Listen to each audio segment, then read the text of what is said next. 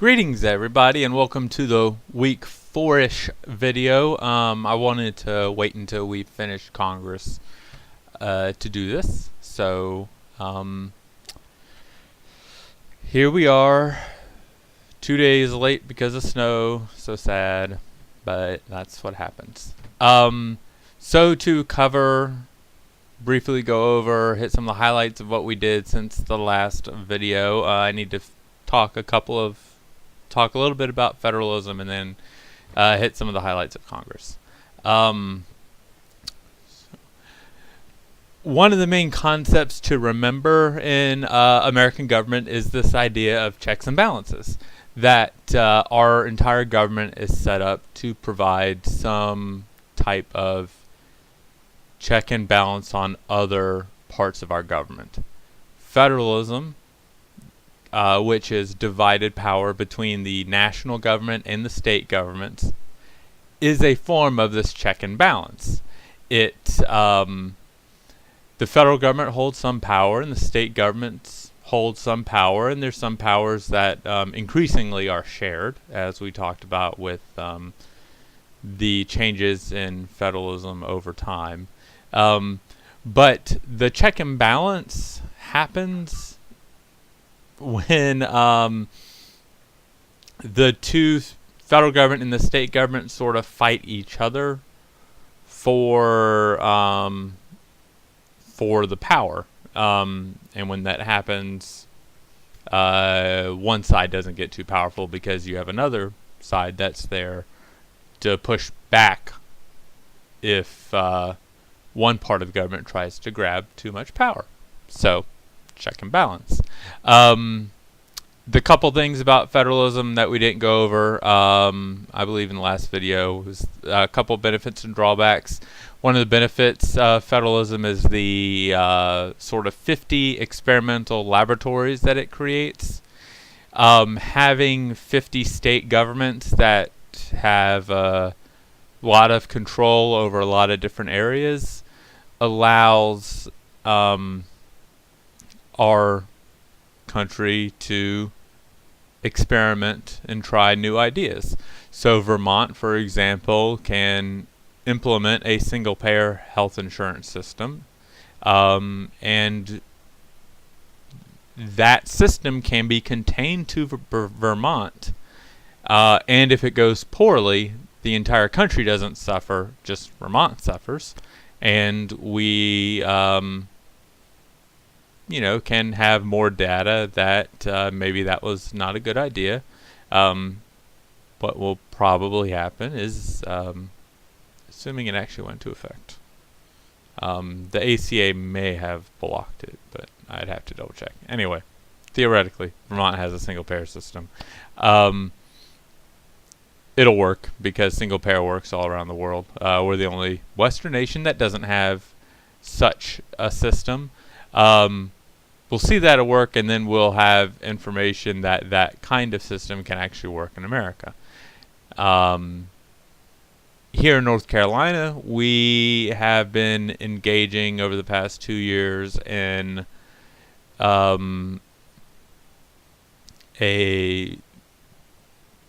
radical right-wing experiment. North Carolina has the most conservative legislature and governor out of all the states. Florida might be a kind of exception, but without a doubt, North Carolina has become a laboratory for a lot of different policies that no other state in the nation are implementing, and we'll see how they turn out. They may be all fine and dandy and great, and we'll have information that hopefully this system that we built here in North Carolina can be moved to the rest of the country. And if it can, that's great. If, though, and this is one of the great things about federalism, if for some reason the new policies and way of governing that North Carolina is currently trying out, if it crashes and burns, it only destroys the state of North Carolina, and it doesn't destroy the entire country. So, yay for that benefit. The drawback would be, one of the main ones would be the inefficiencies and, in some ways, inequalities that can be created. So when you have different levels of government that are responsible for the same job, or you have people fighting over authority to do something, that creates inefficiencies. The more middlemen or women you have between, point A and point B, the more inefficient and costly something becomes. And with the federal government doing something in cooperation with the states, you create a lot of middle people, essentially. There's a lot of discussion, wrestling that goes on, and in that process, it will create those inefficiencies. Of course, that's also in some ways a benefit of federalism, because it prevents one part of government from becoming super powerful. So, pick, is the glass half empty or half full on that, in that sense. The 50 different laboratories benefit is also kind of a drawback, because it means there's 50 different rules and regulations for lots of things. So moving from one state to another, if you're a business or just a person moving, when you move from North Carolina to New York, you may have rights in New York that you don't have in North Carolina. There may be paperwork that you need to fill out in North Carolina that you don't need to fill out in New York. If you're a business, there may be different health standards. If, like, you're a restaurant, for example, that you need to follow in one state versus another state, and that can cause a lot of confusion. So yeah. One of the things, one other thing that's important to note that federalism does is, or at least our current incarnation of federalism, is that money is moved between the states. So the states themselves don't necessarily send money to the federal government. It's not like the North Carolina government says, here you go, federal government, here's $100 million. But everybody within North Carolina, the individuals, send the federal government money in the form of payroll taxes and income tax and corporate taxes and various excise taxes and tariffs and things like that. We send that money to the federal government. The federal government then takes that money and it needs to spend it, or it doles it out in terms of grants, or in terms of welfare and social aid. What happens then is some states end up paying more money to the federal government than they get back, and other states send less money to the federal government than they get back. So some states end up taking more money from the federal government, and other states end up taking less money. So rich states, New York, Pennsylvania, New Jersey, Vermont, Massachusetts, Rhode Island, Connecticut, Maine, Minnesota, Wisconsin, Illinois, California, Oregon, Washington. All of these states are going to be states that send more money to the federal government than they get back from the federal government in terms of either federal government spending on things like Department of Defense contracts, maybe education grants, Medicare, or Medicaid help, also in welfare programs like Medicaid or food stamps and such. Whereas poorer states like Alabama, Mississippi, North Carolina, South Carolina, Tennessee, Georgia, Arkansas, Louisiana, Texas, Oklahoma, Kansas, Missouri, Kentucky, West Virginia, etc., are going to get more money from the federal government than they send in. So they're going to be net takers of the nation's income, while the states that are richer will be net sort of givers. So that's just another important thing about federalism. You can decide where you want power to be located, what you think about the transfer payments from the federal government to the state governments, and how some states send more money than they get and other states get more money than they send. And I love to point out the irony of the situation, that the people that most complain about punishing success, taking from rich people and giving to poor people in our federal system, the states that are the rich people, the makers, etc., are the democratic states, and those democratic states are the ones giving to the poor people, the people that aren't as successful, perhaps, and those are the Republican states. It's just one of the very interesting ironies of the way our federal system and the way our politics has sort of shaken out. So, moving on to Congress, trying to hit a couple of highlights. So we have a bicameral legislature, which means there are two houses in Congress. There's the Senate and there's a House of Representatives. They share power in creating legislation. Congress is the place where our government makes laws, collects taxes, spends money, things like that. So in the House of Representatives, you have 435 members. Okay, there is at least one member in every single state, and California has the most with 53 members. From that state. The membership in the House is divided up based upon the population of the state. So California, for example, has 53 representatives because they have a lot of people.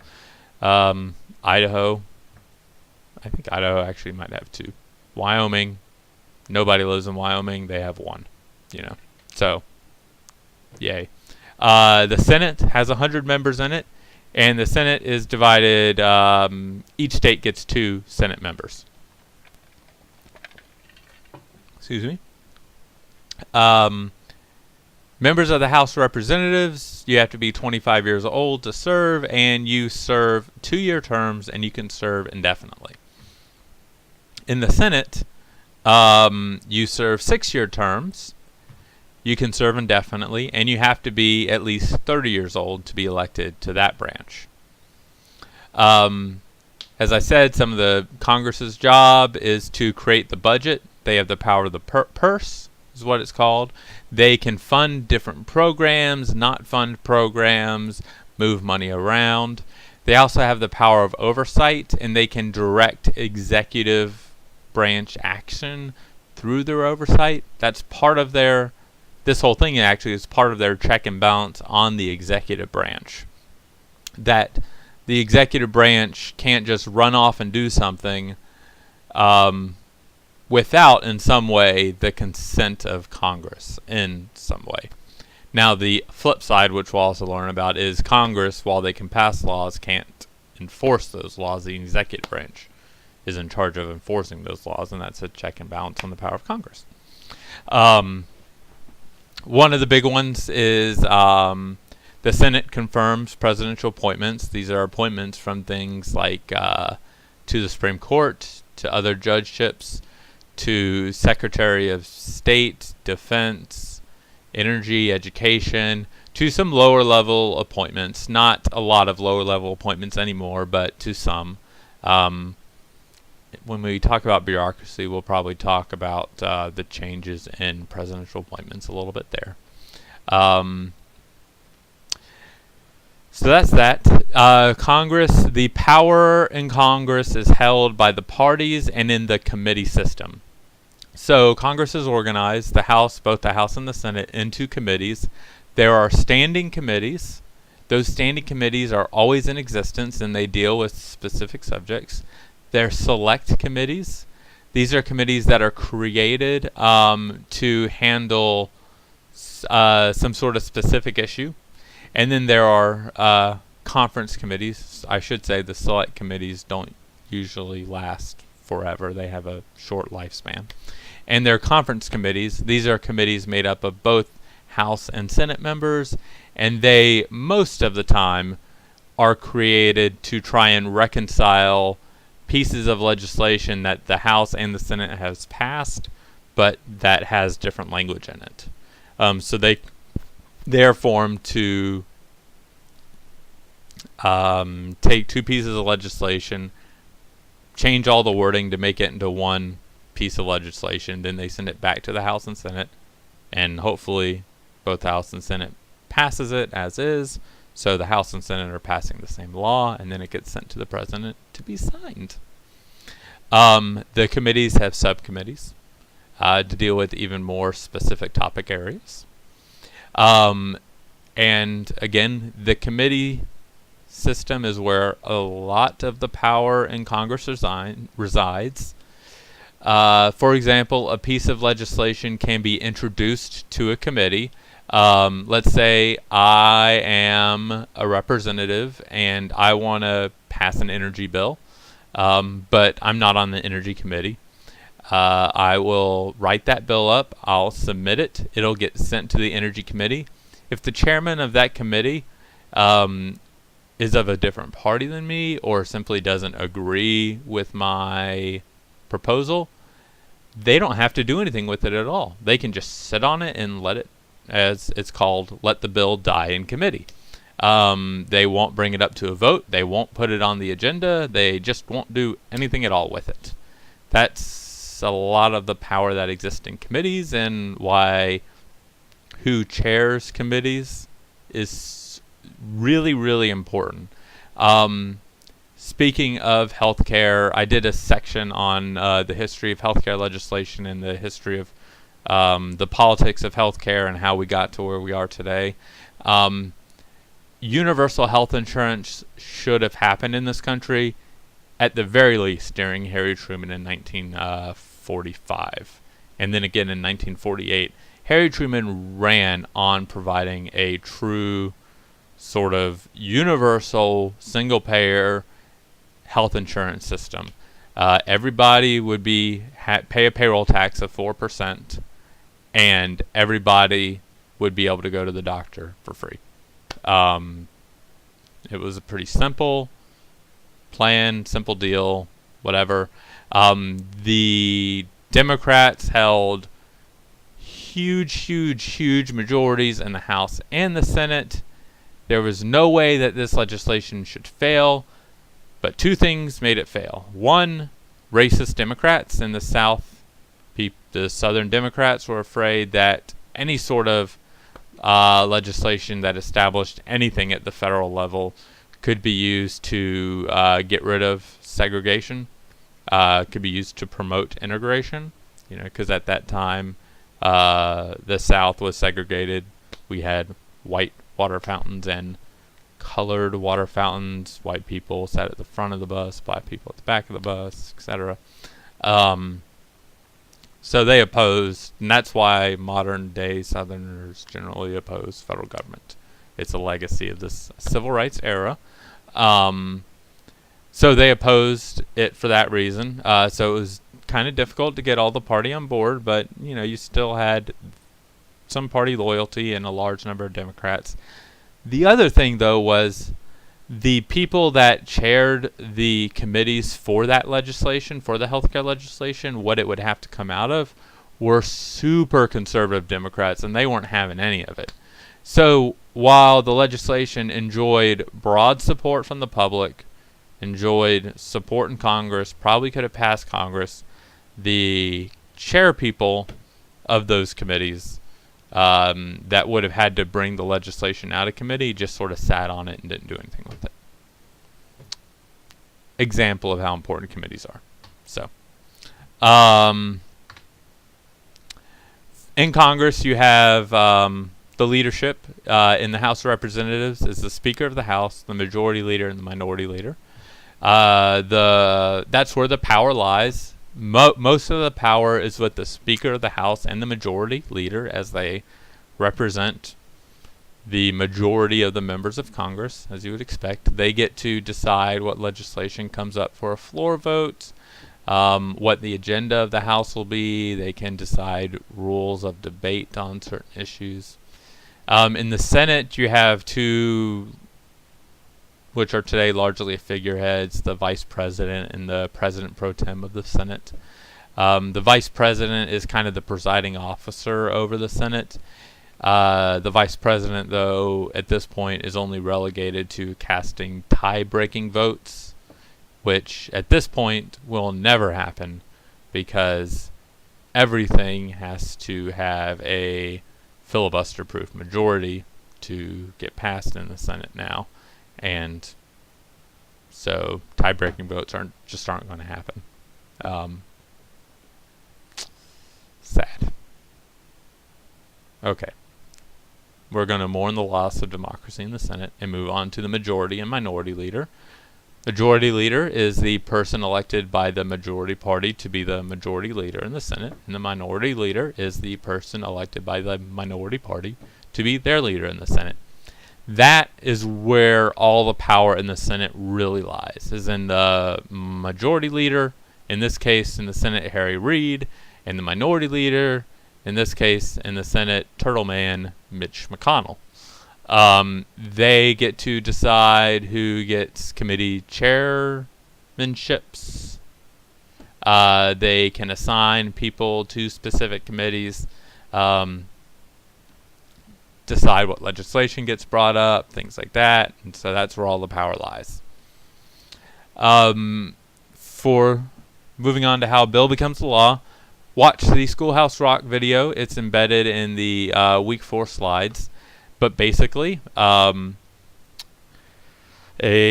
person introduces, we're just going to go from the House to the Senate because we want to make it simple. A representative says, I'm writing a law. They introduce it to the Speaker of the House. The Speaker of the House looks at the law and sends it to the committee that has to do with the subject of that law. If the law is about health care in America, it'll get sent to whatever the health care committee is in the Senate, in the House. The committee in the House will read the bill, will debate it. They will add and take away things from the bill. And after doing that, they will decide if they want to report the bill out of committee. It's what it's called, report the bill out of committee. It's, does the bill have more votes for it than against it? If the bill gets out of committee, it goes to the Speaker of the House, where it then gets put on the agenda for general debate in the House. Now, in general debate, amendments can be added. When amendments are added, they're voted on by the entire House. At some point, you can cut off the debate. The Rules Committee sets very strict debate rules over a bill, and then there's a vote. If the bill passes, it then gets sent to the Senate. The Senate Pro Tem looks at the bill and says, this is a healthcare bill. Let's send it to the Healthcare Committee in the Senate. The Senate Healthcare Committee looks at the bill that the House passed. They add or take away things from that bill based upon what they want. It then gets sent back to the Senate floor, to the Senate Pro Tem. Somebody will bring it up for debate in the Senate floor. It'll be debated on the Senate floor. Theoretically, the debate will end at some point, and they will vote on it. Now, if the Senate adds or subtracts things from the House version of the bill, and if it passes that bill, it does not go to the President to be signed into law yet. What they do then is they have a conference committee where members of the House and members of the Senate get together in a committee, and they try to hash out an agreement on the language of this bill that they feel will be able to be passed by both houses of Congress. Once they've done that, the bill then gets sent back to the House and Senate floors where it is voted on. If the House and Senate vote on that bill again without adding any amendments or taking anything out, i.e., the language, the wording, everything, the punctuation is exactly the same in both bills. If they both pass it, then it gets sent to the president, where the president can sign it into law or veto it. Okay. All right, let's just look at redistricting and gerrymandering and things like that for the end of Congress. So the House of Representatives represent districts. Okay. The districts are drawn by the state legislatures, and the state legislatures either decide to draw the lines themselves, or they appoint a nonpartisan, bipartisan, or partisan commission to draw the boundaries. Now, why do we redraw district lines? Because every 10 years we have a census. And the census tracks changing populations. It shows us the population of the country overall, but it also shows us that where people live. It says 100 people live in this neighborhood in Greensboro, and 100 people live in that neighborhood in Greensboro, et cetera, et cetera. We had 1 million people that lived in Charlotte in 2000. Now we have 1.3 million people that live in Charlotte in 2010. The districts are designed to have roughly equal population in each of them. So District 1 in North Carolina should have roughly the same number of people in it as District 2. That way, each person has equal representation. Your vote is equal in your district is equal to the same as a person's vote in another district. Now, this practically isn't possible, but they get it as close as they can. Usually within a couple thousand or 10,000, ish people between districts. So one district may have 710,000 people in it. Another district may have 705,000 people in it within a state. But they try and do it as best they can. But every new census, some states will gain seats in Congress because they gain population. Some states will lose them because they lose population. So that's the reason why some states need to draw new district boundaries. Another reason, though, is that within the states, population will move around. So more people may leave Raleigh and move to Charlotte. If that happens, the district lines will need to be redrawn, because if they stay the same, all of a sudden one district goes from having 700,000 people in it to 500,000, and another district goes from having 700,000 to 1 million.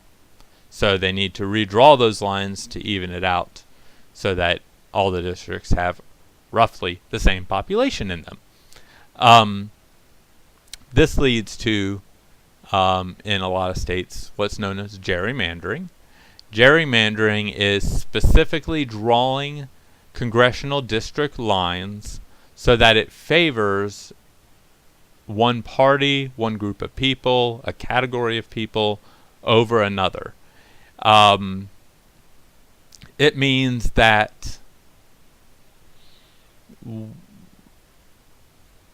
like, if you have a gerrymandered district, if you're a Democrat and you gerrymander, you are making sure that an artificially inflated number of representatives from your state will be Democrats. So Democrats may make up 55% of the state, but you're going to draw the district so that 90% of the House of Representatives seats are filled by Democrats.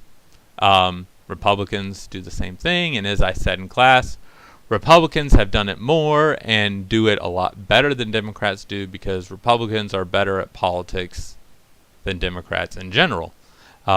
Democrats have come around and are gerrymandering as much as they can today, because, as I mentioned in class, Dick Durbin said, we can't allow one party to gerrymander the Democrats out of existence, is what he said. So we need to do it too.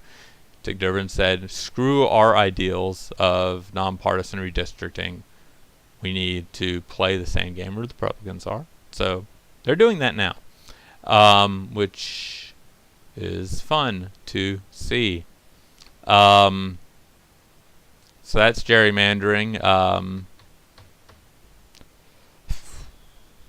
I have the slide on there about a case for gerrymandering.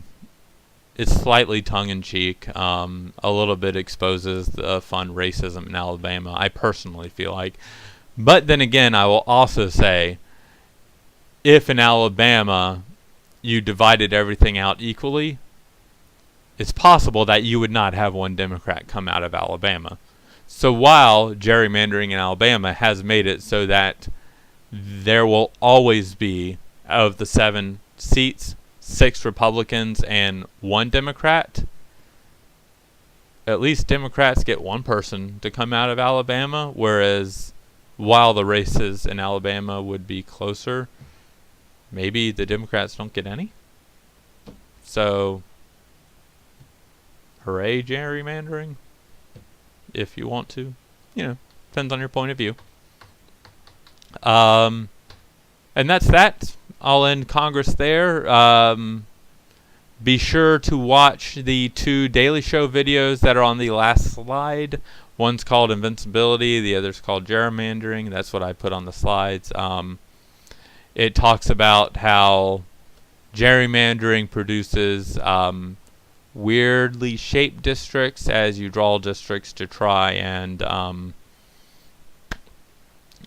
put all members of one party into one district so that you can win all the other districts, and how that type of thing creates more extremism in Congress, because if you're in a district that's 80% Republican or 80% Democrat, you can be a more liberal Democrat or a more conservative Republican and safely get elected.